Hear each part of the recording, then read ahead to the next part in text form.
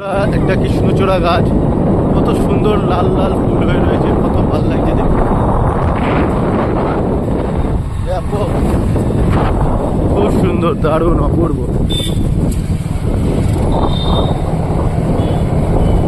আরে বাবা,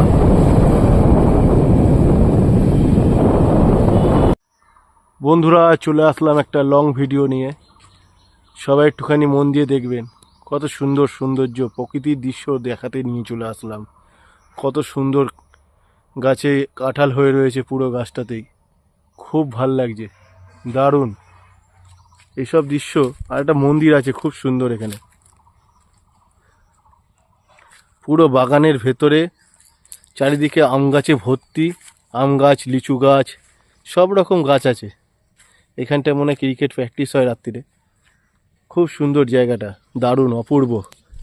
দেখুন পুরো আম গাছ, আম বাগানে ভর্তি, চারিদিকটা কত সুন্দর। তাল গাছে দেখাচ্ছি, তাল গাছে তাল হয়ে রয়েছে, কত সুন্দর লাগছে দেখুন।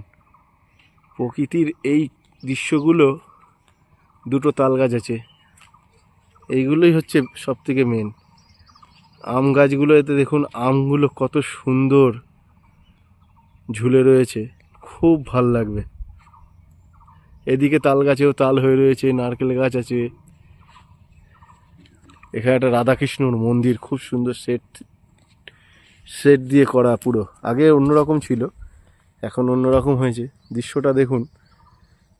ওপাশে লিচু গাছ, লিচু গাছে লিচু হয়নি এবারে সেইভাবে, তাহলে তো লিচু হয়ে থাকলে আরও সুন্দর লাগতো।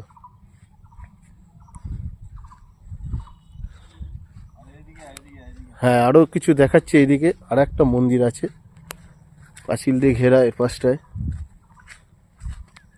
দেখুন, বাগানের ভিতর ঢুকে গেলাম, চারিদিকটা বাগান। ওইটা সরস্বতী নদী, ছোট্ট করে জুম করে নিয়ে আসছি।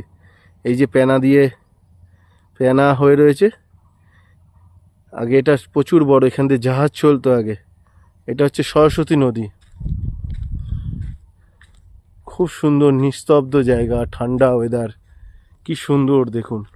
দেখলে আপনাদেরই ভালো লাগবে, পুরো ভিডিওটা দেখবেন। আরও নিত্য নতুন গাছপালা, অনেক কিছু। কি সুন্দর লেবু গাছ দেখুন, লেবু হয়ে রয়েছে, সুন্দর, অসাধারণ, চমৎকার। আশা করি ভিডিওটা দেখে আপনাদের সবার ভালো লাগবে। আর একটা মন্দির আছে ওখানে ছোট্ট করে, ওখানটাতে আর যাব না, কেননা বাগান তো, জঙ্গল, আসা যাওয়া নেই আমাদের, তাও এসছি।